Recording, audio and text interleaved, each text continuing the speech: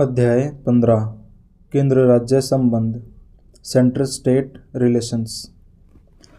भारत का संविधान अपने स्वरूप में संघीय है तथा समस्त शक्तियाँ विधायी, कार्यपालिका और वित्तीय केंद्र एवं राज्यों के मध्य विभाजित हैं। यद्यपि न्यायिक शक्तियों का बंटवारा नहीं है, संविधान में एकल न्यायिक व्यवस्था की स्थापना की गई है जो केंद्रीय कानूनों की तरह ही राज्य कानूनों को लागू करती है। यद्यपि केंद्र एवं राज्य अपने अपने क्षेत्र में प्रमुख हैं, तथापि संघीय तंत्र के प्रभावी कार्यान्वयन को सुनिश्चित करने के लिए इनके मध्य अधिकतम सहभागिता एवं सहकारिता आवश्यक है। इस तरह संविधान ने केंद्र राज्य संबंधों को लेकर विभिन्न मुद्दों पर व्यवस्थाएं स्थापित की हैं। केंद्र एवं राज्यों के संबंधों का अध्ययन 3 दृष्टिकोणों से किया जा सकता है: विधायी संबंध, प्रशासनिक संबंध एवं वित्तीय संबंध। विधायी संबंध।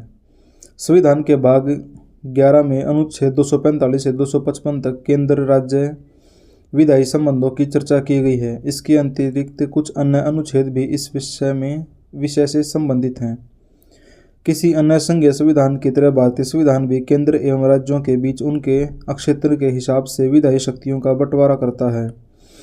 इसके अतिरिक्त संविधान 5 असाधारण परिस्थितियों के अंतर्गत राज्य क्षेत्र में संसदीय विधान सहित कुछ मामलों में राज्य विधानमंडल पर केंद्र के नियंत्रण की व्यवस्था करता है।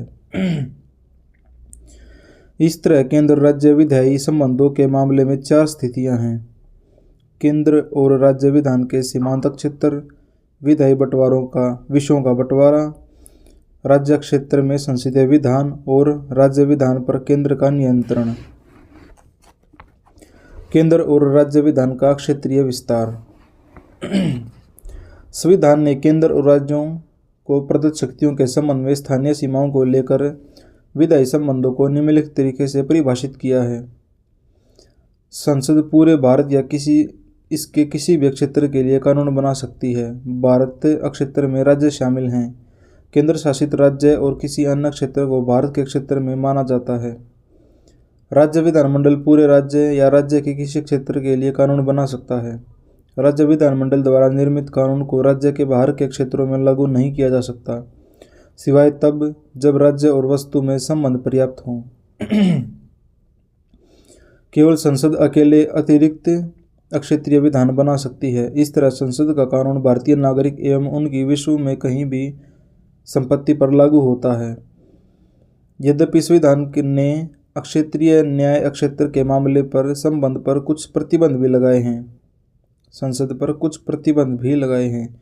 दूसरे शब्दों में, संसद के कानून निम्नलिखित क्षेत्रों में लागू नहीं होते: राष्ट्रपति केंद्र शासित क्षेत्रों में शांति, उन्नति एवं अच्छी सरकार के लिए नियम बना सकते हैं। ये हैं अंडमान एवं निकोबार द्वीप समूह, लक्षद्वीप, दादर एवं नगर हवेली और दमन व दीव और लद्दाख। पुडुचेरी के केस में भी राष्ट्रपति नियम बनाकर कानून बना सकता है, लेकिन केवल तब जब विधानसभा निलंबित या भंग हो। इस प्रकार बनाया गया विनियम संसद के किसी अधिनियम के समान ही प्रयोज्य और प्रभावी होगा। इन संघ शासित प्रदेशों के संबंध में इसे संसद के किसी अधिनियम को निरासित या संशोधित करने का भी अधिकार है। राज्यपाल को इस बात की शक्ति प्राप्त है कि वह संसद के किसी विधेयक को सूचीबद्ध क्षेत्र में लागू न करे या उसमें कुछ विशेष संशोधन कर लागू करे। असम का राज्यपाल संसद के किसी विधेयक को जनजातीय क्षेत्र, स्वायत्त जिलों में प्रयोज्य न कर या कुछ विशिष्ट परिवर्तनों के साथ लागू कर सकता है। राष्ट्रपति को भी इस तरह की शक्ति जनजातीय क्षेत्र, स्वायत्त जिलों, मेघालय, त्रिपुरा एवं मिजोरम के लिए प्राप्त है। विधायी विषयों का बंटवारा। संविधान ने 7वीं अनुसूची में केंद्र एवं राज्य के बीच विधायी विषयों के संबंध में त्रिस्तरीय व्यवस्था की है। सूची 1 संघ सूची, सूची 2 राज्य सूची और सूची 3 समवर्ती सूची। संघ सूची से संबंधित किसी भी मामले पर कानून बनाने की संसद को विशिष्ट शक्ति प्राप्त है। इस सूची में इस समय 98 विषय हैं, मूलतः 97, जैसे रक्षा, बैंकिंग, विदेश मामले, मुद्रा, आणविक ऊर्जा, बीमा, संचार, केंद्र राज्य व्यापार एवं वाणिज्य, जनगणना, लेखा परीक्षा आदि। राज्य विधानमंडल को सामान्य परिस्थितियों में राज्य सूची में शामिल विषयों पर कानून बनाने की शक्ति प्राप्त है। इस समय इसमें 59 मूलतः 66 विषय हैं, जैसे सार्वजनिक व्यवस्था, पुलिस, जन स्वास्थ्य एवं सफाई, कृषि, जेल, स्थानीय शासन, मत्स्य पालन, बाजार आदि। समवर्ती सूची के संबंध में संसद एवं राज्य विधानमंडल दोनों कानून बना सकते हैं। इस सूची में इस समय 52 विषय मूलतः 47 हैं, जैसे आपराधिक कानून प्रक्रिया, सिविल प्रक्रिया, विवाह एवं तलाक, जनसंख्या नियंत्रण और परिवार नियोजन, बिजली, श्रम कल्याण, आर्थिक एवं सामाजिक योजना, दवा, अखबार, पुस्तक एवं छापा प्रेस एवं अन्य। 42वें संशोधन अधिनियम 1976 के तहत 5 विषयों को राज्य सूची से समवर्ती सूची में शामिल किया गया। वे हैं शिक्षा, वन, नाप एवं तौल, वन्य जीवों एवं पक्षियों का संरक्षण, न्याय का प्रशासन, संविधान एवं उच्च न्यायालय के अतिरिक्त सभी न्यायालयों का संगठन। संविधान को यह शक्ति प्राप्त है कि वह भारत के किसी भूभाग के किसी भी विषय पर कानून बना सकती है जो कि किसी राज्य में शामिल नहीं है, भले ही वह विषय राज्य सूची के अंतर्गत सम्मिलित है। इस प्रावधान का संदर्भ संघीय क्षेत्र अथवा अधिकृत क्षेत्र यदि कोई हो से बनता है। 101वें संशोधन अधिनियम 2016 ने वस्तु एवं सेवा कर से संबंधित विशेष प्रावधान बनाए।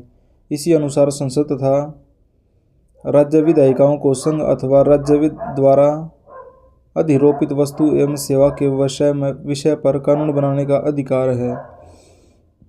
पुनः संसद को यह विशेष शक्ति प्राप्त है कि वह वस्तु एवं सेवा कर के विषय में कानून बनाए यदि वस्तु अथवा सेवा अथवा दोनों की आपूर्ति अंतरराज्य व्यापार या वाणिज्य में की जा रही है। अवशिष्ट सूची से संबद्ध विषयों वे विषय जो 3 अनुसूचियों में सम्मिलित नहीं होते पर विधान बनाने का अधिकार संसद को है। इस अवशिष्ट शक्ति में अवशिष्ट करों के आरोपण के संबंध में विधान बनाने की शक्ति भी शामिल है। इस तरह स्पष्ट है कि विधायी एकता के लिए आवश्यक राष्ट्रीय महत्व के ऐसे मामलों को संघ सूची में शामिल किया गया।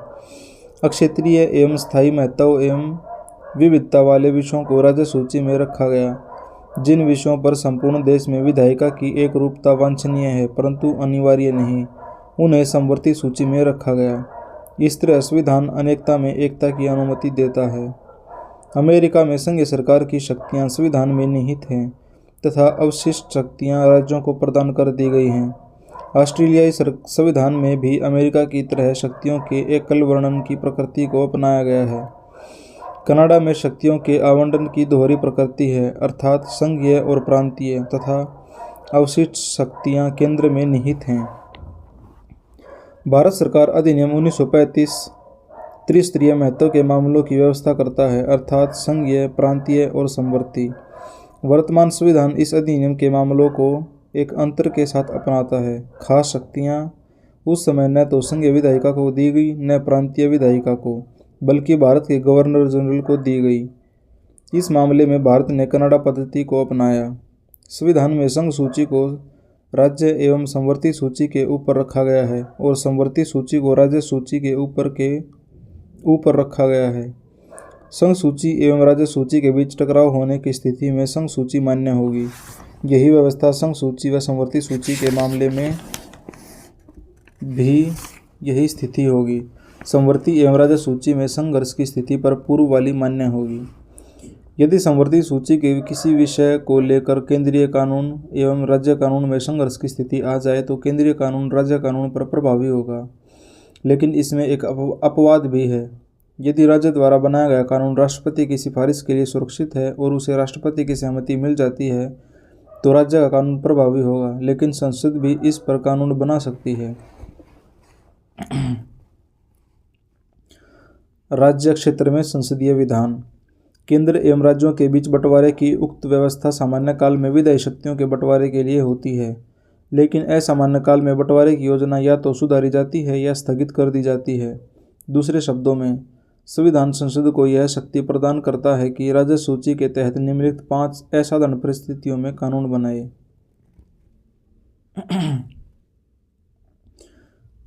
जब राज्य सभा एक प्रस्ताव पारित कर दे, यदि राज्यसभा यह घोषणा कर दे कि राष्ट्र हित में यह आवश्यक है कि संसद को वस्तु एवं और सेवा कर के संबंध में राज्य सूची के मामले में कानून बनाना चाहिए, तब संसद इस मसले पर कानून बनाने के लिए सक्षम हो जाएगी। इस तरह के किसी प्रस्ताव को उपस्थित सदस्यों में 2/3 का समर्थन मिलना चाहिए।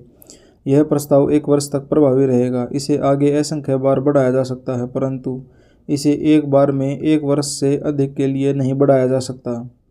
यह व्यवस्था राज्य विधानमंडल को समान मुद्दे पर कानून बनाने से नहीं रोकती है, लेकिन राज्य कानून एवं संसदीय कानून के बीच असहमति के मामले पर बाद की व्यवस्था मान्य होगी।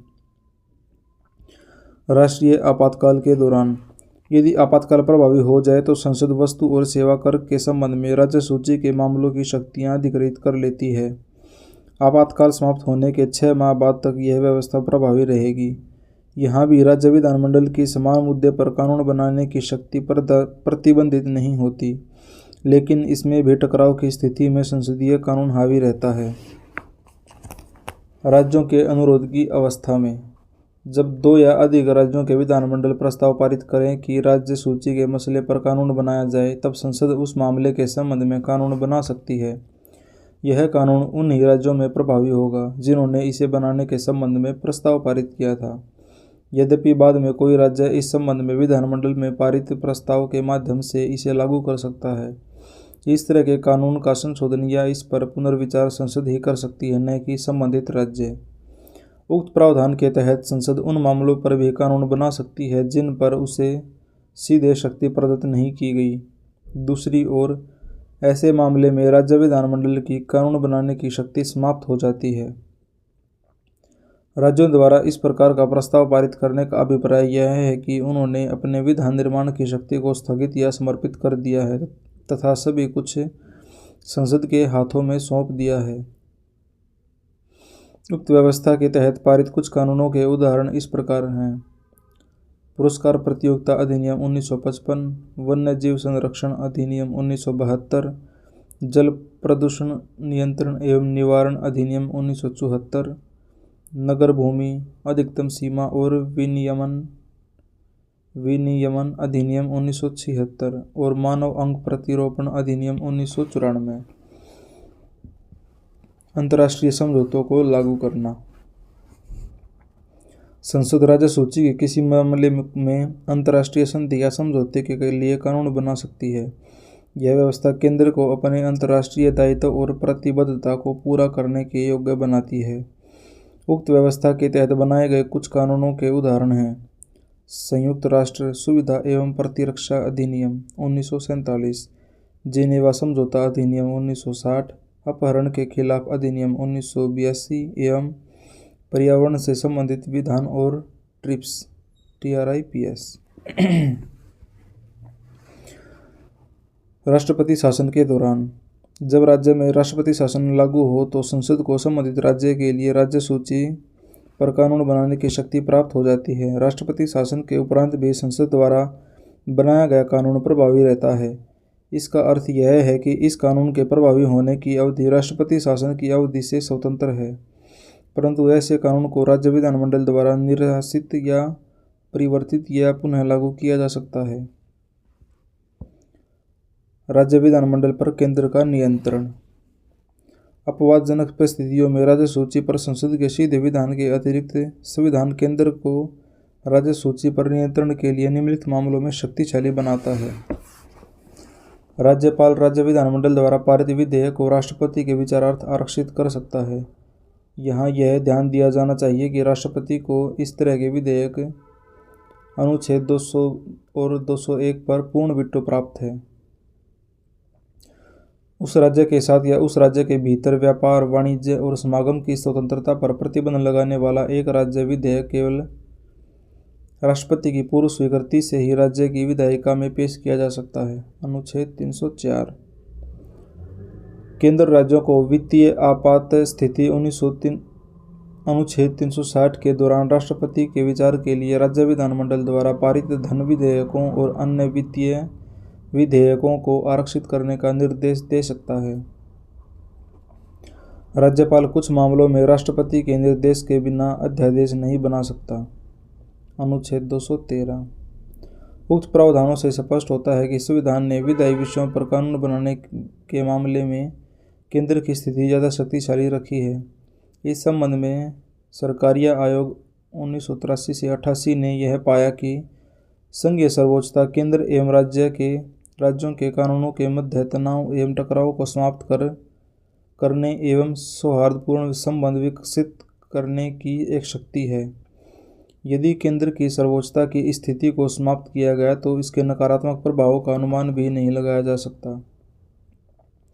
हमारी द्वैध राजनीति व्यवस्था में हस्तक्षेप, विविध अड़चनें, भ्रांतियों इत्यादि जैसे अनेकानेक कारक हैं जो अंततोगत्वा नागरिकों के हितों को प्रभावित कर सकते हैं।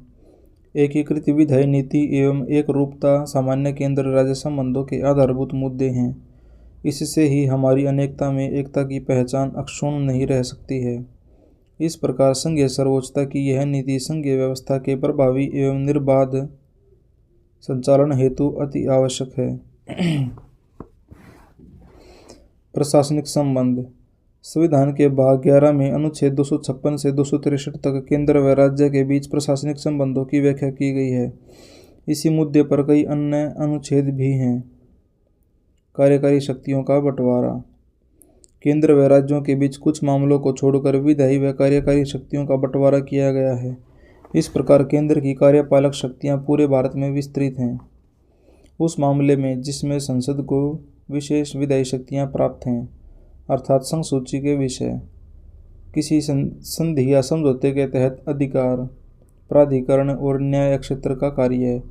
इस तरह राज्य की कार्यपालक शक्तियां राज्य की सीमाओं का विस्तृत हैं, अर्थात राज्य सूची के विषय, वे विषय जिन पर केंद्र एवं राज्य दोनों को विधान निर्माण की शक्ति प्राप्त है, उनमें कार्यकारी शक्तियां राज्यों में निहित होती हैं, सिवाय तब जब कोई संवैधानिक उपबंध या संसदीय विधि इसे विशिष्टतः केंद्र को प्रदत्त करे।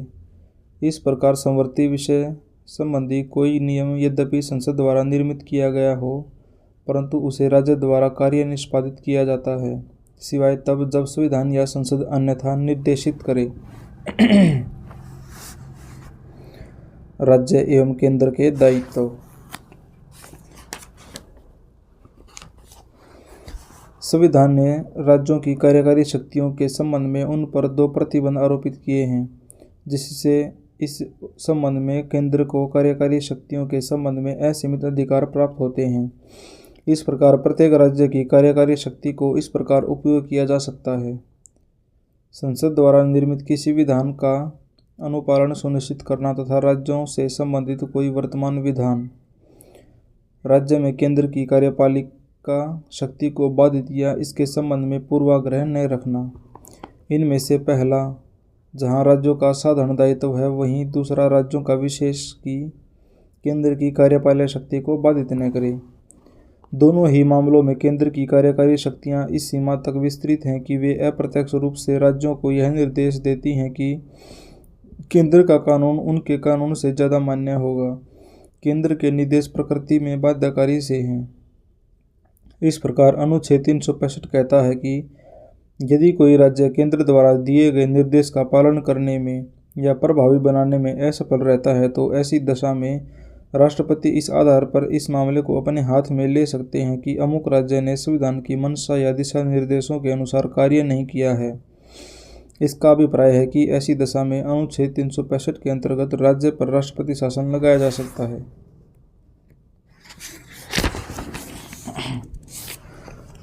राज्यों को केंद्र के निर्देश।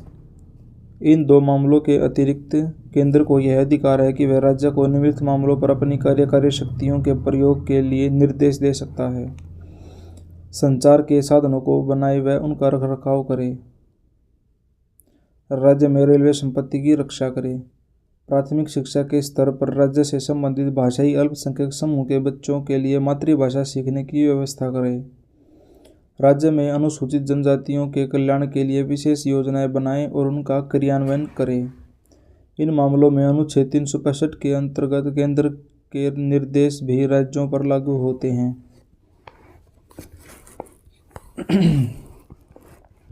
कार्यों का पारस्परिक प्रतिनिधित्व। केंद्र और राज्यों के मध्य विधायी शक्तियों का विभाजन कठोर है। इस तरह केंद्र अपनी विधायी शक्ति राज्य को नहीं दे सकता, जबकि कोई इकलौता राज्य सूची पर संसद के से कानून बनाने को नहीं कह सकता। कार्यपालिका शक्तियों का बंटवारा सामान्यतः विधायी शक्तियों के बंटवारे का ही अनुसरण करता है, परंतु कार्यपालिका क्षेत्र में ऐसा कठोर बंटवारा टकराव को जन्म दे सकता है। संविधान ने कठोरता एवं विविधता को हटाने के लिए एक कार्यकारी अंतर सरकारी प्रतिनिधिमंडल बनाया। इसी तरह राष्ट्रपति राज्य सरकार की सहमति पर केंद्र के किसी कार्यकारी कार्य को उसे सौंप सकता है। इसी तरह एक राज्य का राज्यपाल केंद्र की सहमति पर उसके कार्य को राज्य में कराता है। आपसी समझौते का यह मामला सशर्त या बिना शर्त हो सकता है। संविधान केंद्र कार्यकारी कार्यों को राज्य द्वारा निष्पादित करने के संबंध में यह प्रावधान करता है कि केंद्र राज्यों के बिना सहमति के परिस्थितिवश ऐसा कर सकते हैं, किंतु ऐसी स्थिति में यह कार्य संसद द्वारा किया जाएगा, न कि राष्ट्रपति द्वारा। इस प्रकार संघीय सूची के विषय पर संसद द्वारा बनाया गया कानून केंद्र के संबंध में शक्तियों का आवंटन एवं करारोपण का अधिकार राज्य को उसकी सहमति के बिना दे सकता है, यद्यपि यही कार्य राज्यों द्वारा नहीं किया जा सकता। उक्त व्याख्या से स्पष्ट है कि केंद्र एवं राज्यों के मध्य पारस्परिक सहयोग या तो आपसी सहमति या विधान के द्वारा स्थापित किया जा सकता है। जहां केंद्र दोनों रीतियों का प्रयोग कर सकता है, वहीं राज्य केवल प्रथम रीति को ही अपना सकता है। केंद्र व राज्यों के बीच सहयोग।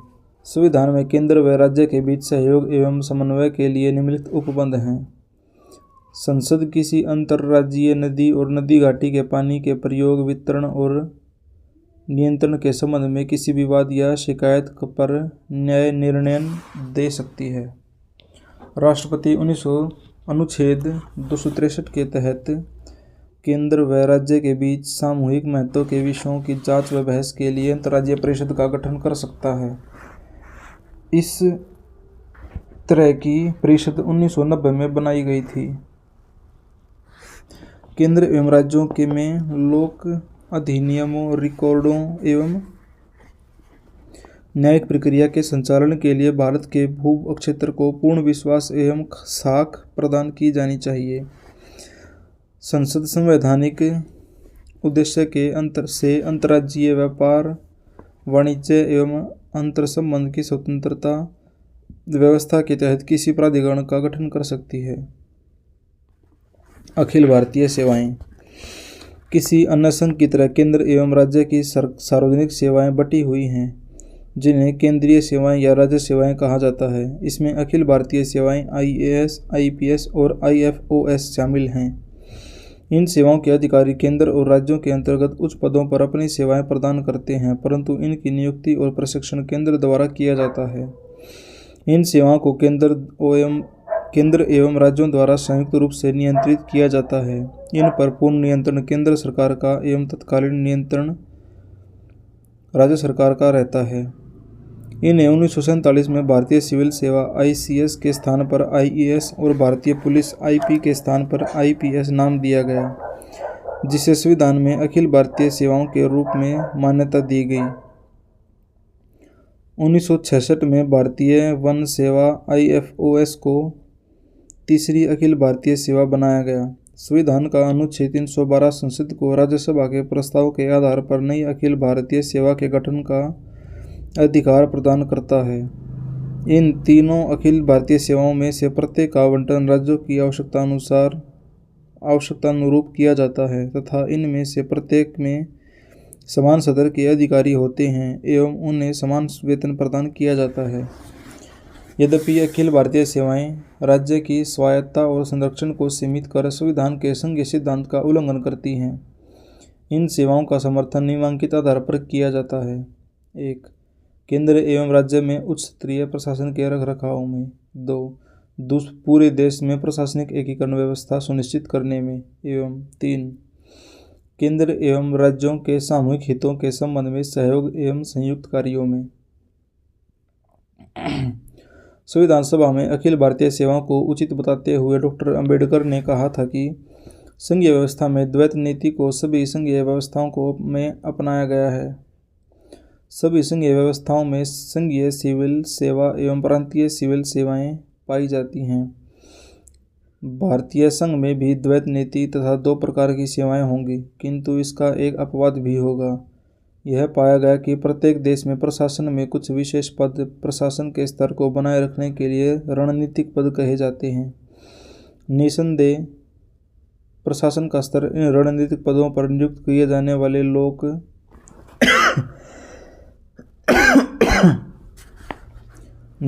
जाने वाले लोक सेवकों की दक्षता पर निर्भर करता है। संविधान ने भी बिना किसी भेदभाव के राज्यों को यह अधिकार दिया है कि वे अपनी लोक सेवाओं का गठन करें। अखिल भारतीय सेवा हेतु अखिल भारतीय स्तर पर इनका आयोजन किया जाए।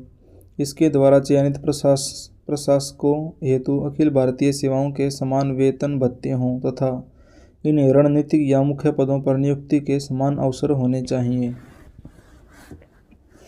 लोक सेवा आयोग। लोक सेवा आयोग के क्षेत्र में केंद्र राज्य संबंध निम्नवत हैं। राज्य लोक सेवा आयोग के अध्यक्ष व सदस्यों की नियुक्ति यद्यपि राज्यपाल द्वारा की जाती है, लेकिन उन्हें सिर्फ राष्ट्रपति द्वारा हटाया जा सकता है। संसद संयुक्त राज्य लोक सेवा आयोग JSPSC का गठन संबंधित 2 या अधिक विधानमंडलों के अनुरोध पर कर सकती है। इसके अध्यक्ष और सदस्यों की नियुक्ति राष्ट्रपति करता है। राज्यपाल के अनुरोध एवं राष्ट्रपति की मंजूरी के बाद संघ लोक सेवा आयोग UPSC राज्य सरकार की आवश्यकता अनुसार कार्य कर सकता है। संघ लोक सेवा आयोग योजनाओं के क्रियान्वयन, संयुक्त भर्ती आदि पर राज्यों की सहायता 2 या अधिक राज्यों के अनुरोध पर करता है। एकीकृत न्याय व्यवस्था। यद्यपि भारत में दोहरी राजनीतिक व्यवस्था अपनाई गई है, तथापि न्याय के प्रशासन में द्वैध नीति नहीं है। दूसरी ओर संविधान ने एकीकृत न्याय व्यवस्था की स्थापना की है। इसमें उच्चतम न्यायालय सर्वोच्च स्तर पर एवं उच्च न्यायालय इसके नीचे हैं।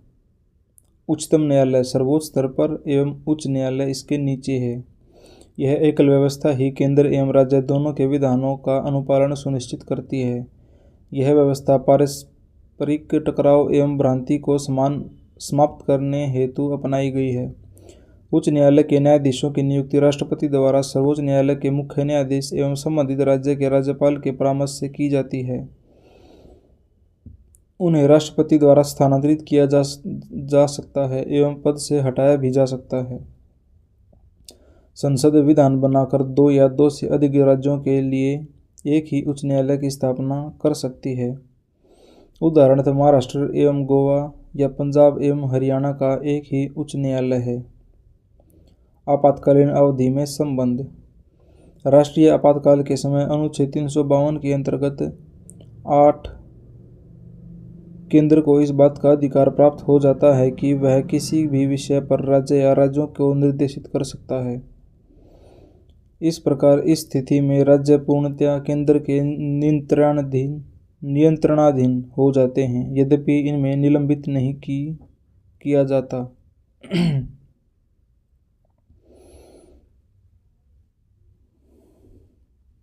जब राज्य में राष्ट्रपति शासन अनुच्छेद 356 के अंतर्गत लागू किया जाता है, तो राज्य के कार्यकारी विषयों के संबंध में राष्ट्रपति स्वयं निर्देश दे सकता है। इस स्थिति में राज्य या राज्यपाल या अन्य कार्यकारी प्राधिकारी की समस्त शक्तियां राष्ट्रपति ग्रहण कर सकता है। वित्तीय आपातकाल की स्थिति में अनुच्छेद 360 के अंतर्गत केंद्र वित्तीय परिसंपत्तियों के अधिग्रहण हेतु राज्यों को निर्देशित कर सकता है तथा राज्य में कार्यरत सरकारी कर्मचारियों के वेतन में कटौती करने का आदेश दे सकता है। अन्य उपबंध। संविधान राज्य के प्रशासन पर केंद्र के नियंत्रण को लेकर निम्नलिखित अन्य उपबंध करता है। अनुच्छेद 355 केंद्र पर 2 कर्तव्यों को लागू करता है। 1.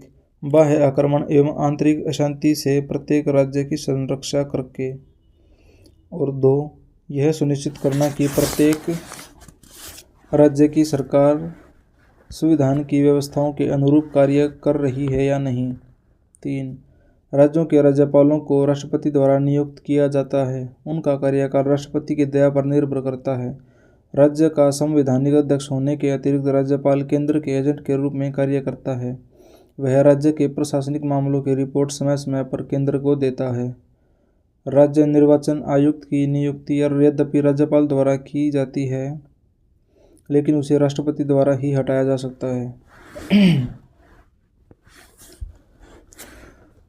संविधानेतर युक्तियाँ।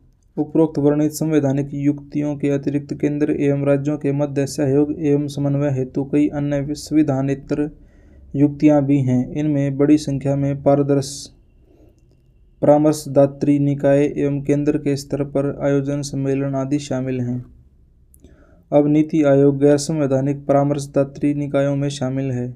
नीति आयोग, जिसने योजना आयोग का स्थान लिया, राष्ट्रीय एकता परिषद, केंद्रीय स्वास्थ्य परिषद और परिवार कल्याण, केंद्रीय स्थानीय शासन परिषद, क्षेत्रीय परिषदें, उत्तर पूर्व परिषद, केंद्रीय भारतीय चिकित्सा परिषद, केंद्रीय होम्योपैथिक परिषद, परिवहन विकास परिषद, विश्वविद्यालय अनुदान आयोग इत्यादि। केंद्र राज्य संबंधों के विकास हेतु या तो वार्षिक या आवश्यकतानुसार विभिन्न विषयों पर विचार विमर्श किया जाता है। ये विषय इस प्रकार हैं। 1. राज्यपालों का सम्मेलन, इसकी अध्यक्षता राष्ट्रपति करता है। 2. मुख्यमंत्रियों का सम्मेलन, इसकी अध्यक्षता प्रधानमंत्री करता है। 3. मुख्य सचिवों का सम्मेलन, इसकी अध्यक्षता कैबिनेट सचिव करता है। नंबर 4. पुलिस महानिदेशकों का सम्मेलन। 5. मुख्य न्यायाधीशों का सम्मेलन, इसकी अध्यक्षता उच्चतम न्यायालय का मुख्य न्यायाधीश करता है। 6. कुलपतियों का सम्मेलन। 7. गृह मंत्रियों का सम्मेलन, इसकी अध्यक्षता केंद्रीय गृह मंत्री करता है। एवं 8. विधि मंत्रियों का सम्मेलन, इनकी अध्यक्षता केंद्रीय विधि मंत्री करता है। वित्तीय संबंध। संविधान के भाग 12 में अनुच्छेद 268 से 293 तक केंद्रीय राज्य वित्तीय संबंधों की चर्चा की गई है। इसके अलावा इसी विषय पर कई अन्य उपबंध भी हैं। इन्हें हम निम्नलिखित शीर्षकों से समझ सकते हैं। कराधान शक्तियों का आवंटन। संविधान ने केंद्र व राज्यों के बीच निम्नलिखित तरीके से कर शक्तियों का आवंटन किया। संसद के पास संघ सूची, जिनकी संख्या 13 है, के बारे में कर निर्धारण का विशेष अधिकार है। राज्य विधानमंडल के पास राज्य सूची, जिनकी संख्या 18 है, पर कर निर्धारण का विशेष अधिकार है।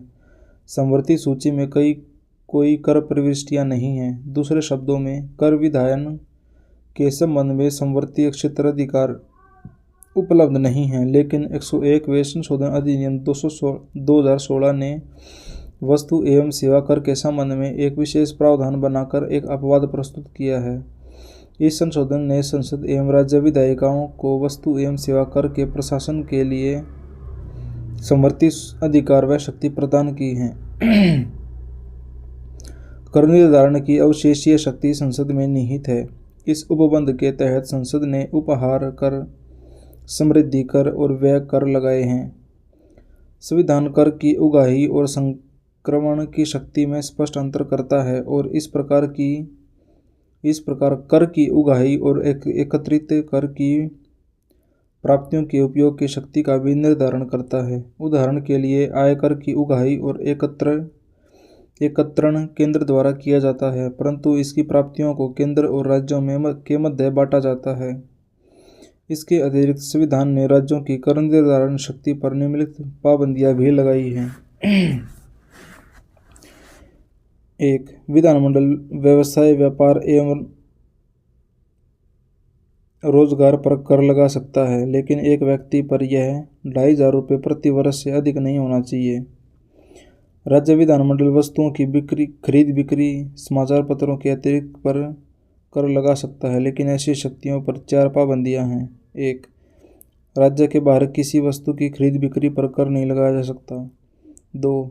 आयात या निर्यात के दौरान खरीद बिक्री पर कर नहीं लगाया जा सकता। 3. अंतर्राज्यीय व्यापार एवं वाणिज्य के दौरान किसी खरीद बिक्री पर कर नहीं लगाया जा सकता। 4. संसद द्वारा अंतर्राज्यीय व्यापार एवं वाणिज्य के तहत महत्वपूर्ण घोषित मसलों पर क्रय विक्रय के आधार पर प्रतिबंध। नंबर 3. राज्य विधायिका को निम्नलिखित 2 मामलों में वस्तु की, सेवा की अथवा दोनों की आपूर्ति पर कर अधिरोपित करने से प्रतिबंधित किया गया है, जबकि ऐसी आपूर्ति राज्य के बाहर की गई हो तथा जबकि ऐसी आपूर्ति आयात अथवा निर्यात के दौरान होती हो। पुनः संसद को यह शक्ति प्राप्त है कि वह अपनी वस्तु, सेवा अथवा दोनों की आपूर्ति राज्य से बाहर होने तथा ऐसी आपूर्ति आयात या निर्यात के दौरान होने के बारे में विनिश्चय कर सिद्धांत अथवा नीति विरूपित करे।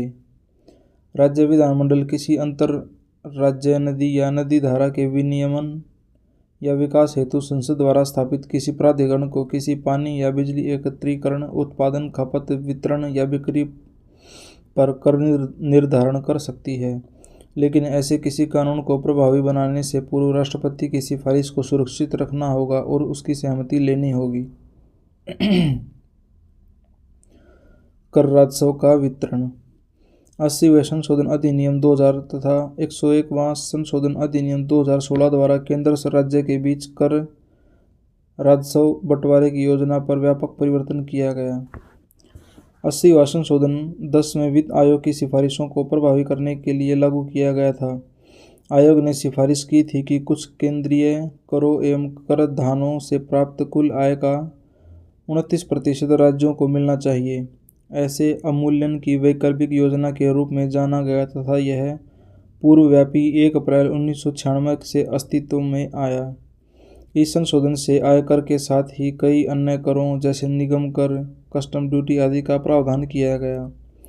101वें संविधान संशोधन ने देश में करारोपण एवं कर प्रशासन की एक नई व्यवस्था शुरू की है, वस्तु एवं सेवा कर (जीएसटी). उसी अनुसार संशोधन द्वारा संसद एवं राज्य विधायिकाओं को वस्तु, सेवा अथवा दोनों की आपूर्ति के प्रत्येक लेन देन में जीएसटी लगाने संबंधी कानून बनाने की शक्तियां प्रदान की हैं। जीएसटी के चलते केंद्र एवं राज्य द्वारा अधिरोपित अनेक अप्रत्यक्ष कर निष्प्रभावी हो गए हैं। जीएसटी लागू करने की मंशा ही यही है कि भारी भरकम कर व्यवस्था की जटिलता को सुगम बनाकर वस्तुओं एवं सेवाओं का एक साझा राष्ट्रीय बाजार बनाया जाए।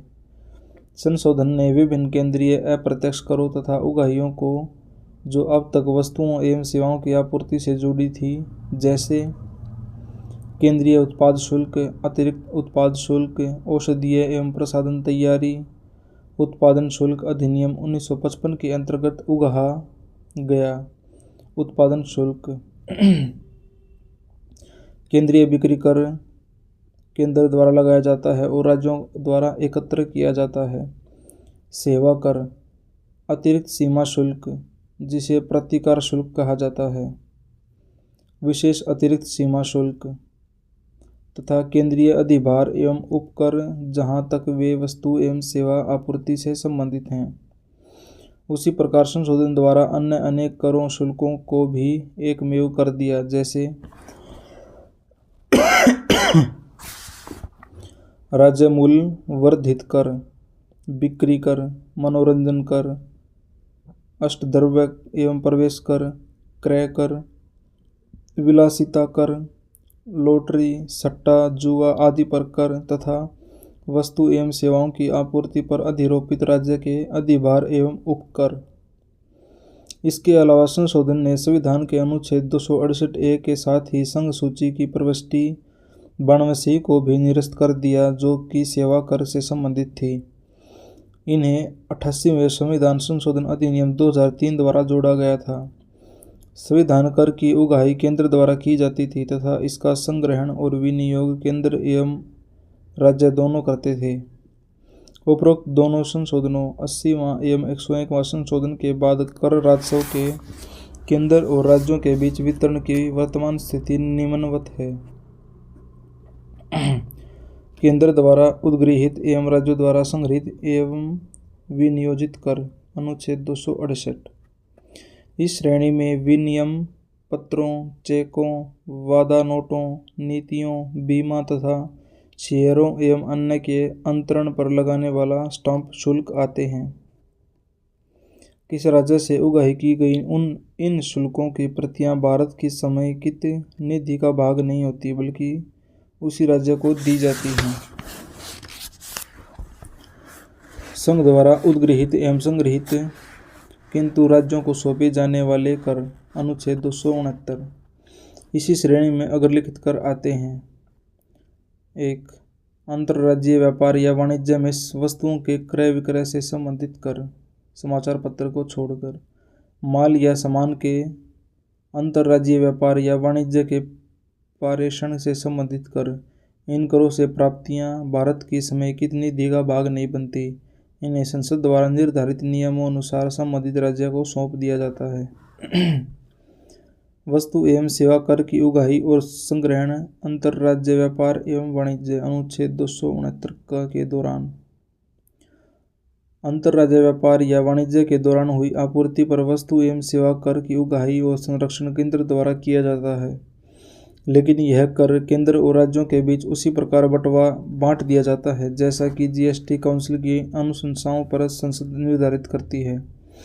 पुनः संसद आपूर्ति का स्थान निर्धारित करने के लिए नीति और सिद्धांत निरूपित करने तथा यह निश्चित करने के लिए अधिकृत है कि अंतर्राज्य व्यापार वाणिज्य में वस्तु अथवा सेवा अथवा दोनों की आपूर्ति कब होगी।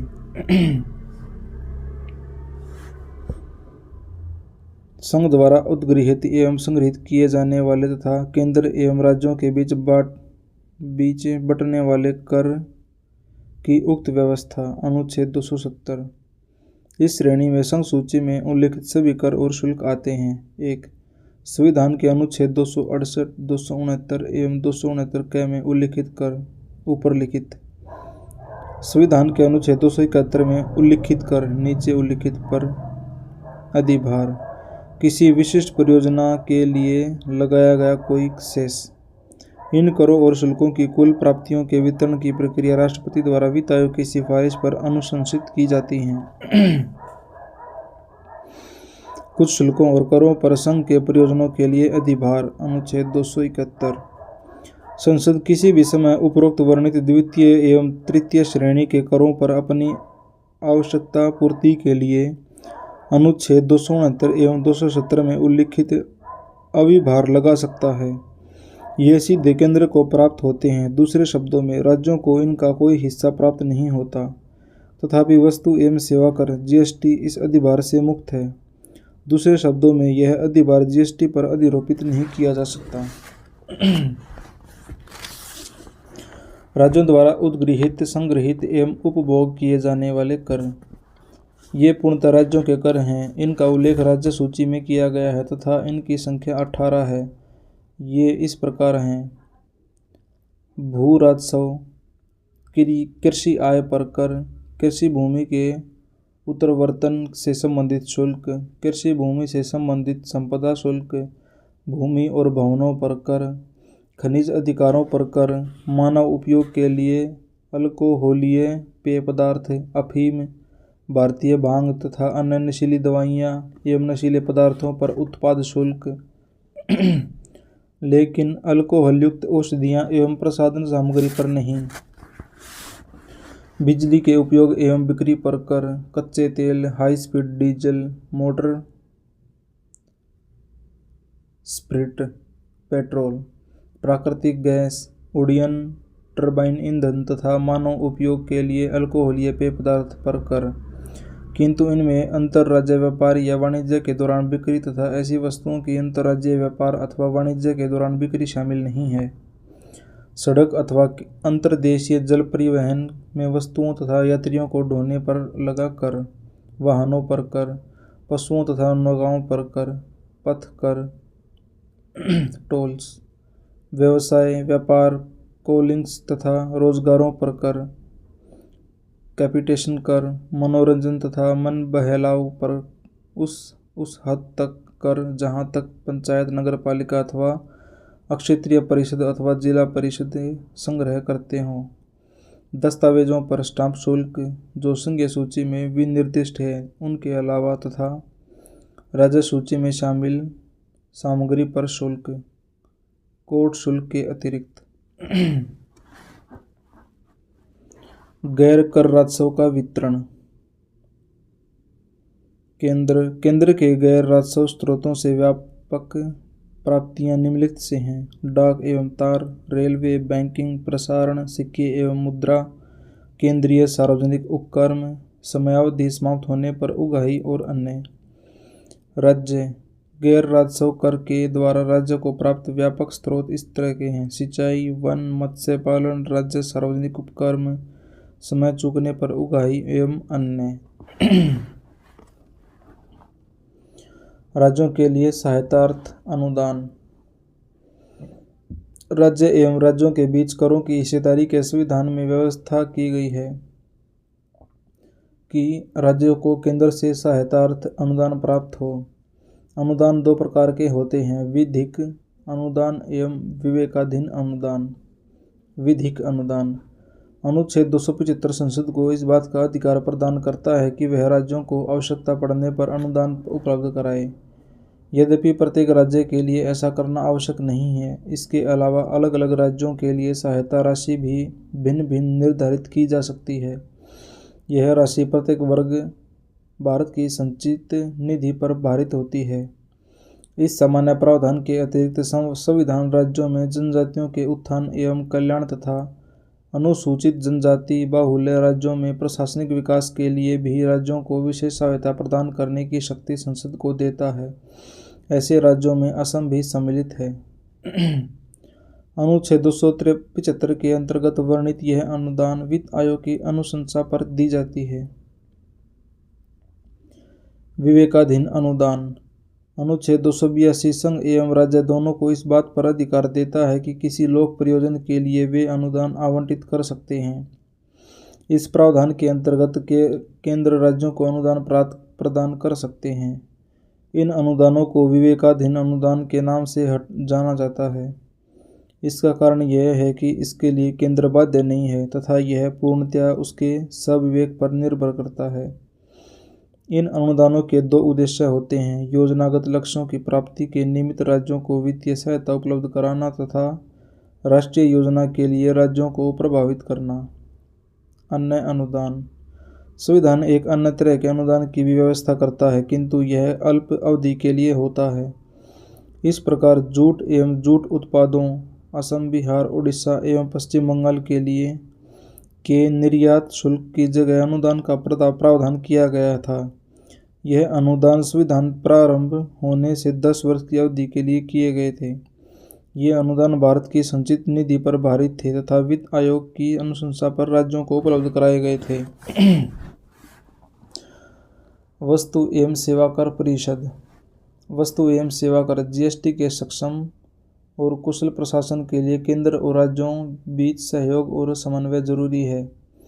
इस आपसी सहयोग और परामर्श को संभव बनाने के लिए 101वें संशोधन अधिनियम 2016 ने वस्तु एवं सेवा कर परिषद जीएसटी काउंसिल की स्थापना का प्रावधान किया। अनुच्छेद 269A राष्ट्रपति को एक आदेश द्वारा जीएसटी काउंसिल गठित करने के लिए अधिकृत करता है। यह केंद्र और राज्यों का एक संयुक्त फोरम है। इससे अपेक्षा की जाती है कि यह निम्नलिखित मामलों में केंद्र और राज्यों को अनुशंसा करेगा: केंद्र, राज्यों तथा स्थानीय निकायों द्वारा वसूले गए कर, उपकर एवं अधिभार जिनका जीएसटी में विलय हो जाता है, वे वस्तुएं और सेवाएं जिन पर जीएसटी लगेगा या जो जीएसटी से मुक्त होंगी। आदर्श जीएसटी कानून वसूली के सिद्धांत। अंतर्राज्य वाणिज्य व्यापार में आपूर्तियों पर उगाहे गए जीएसटी के बंटवारे और वह नीति जिसके आधार पर आपूर्ति के स्थान का प्रशासन होता है। कारोबार की शुरुआती सीमा जिसके नीचे जीएसटी से छूट मिल जाती है। जीएसटी बैंड के साथ न्यूनतम नियत दरें। किसी प्राकृतिक प्रकोप या आपदा के दौरान अतिरिक्त संसाधन जुटाने के लिए एक समय विशेष के लिए दर या दरें। वित्त आयोग।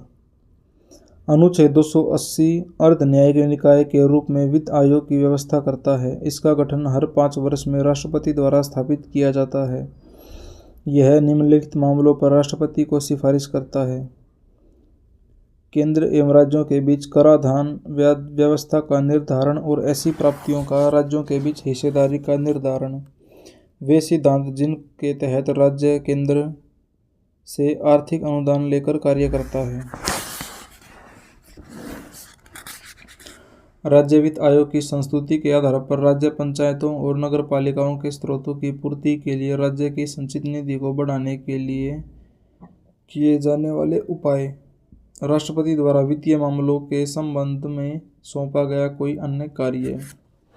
1960 तक आयोग असम, बिहार, उड़ीसा एवं पश्चिम बंगाल के लिए जूट उत्पादों के निर्यात शुल्क के एवरेज में प्रति वर्ष प्रदान किए जाने वाले अनुदान के संबंध में सरकार को सुझाव देता था। संविधान वित्त आयोग को देश में वित्तीय संघात्मक के संतुलन चक्र के रूप में परिकल्पित करता है। यद्यपि गैर संवैधानिक गैर विधायी निकाय योजना आयोग के उद्भव के उपरांत केंद्र राज्य संबंधों के संदर्भ में वित्त आयोग की भूमिका संकुचित हुई है।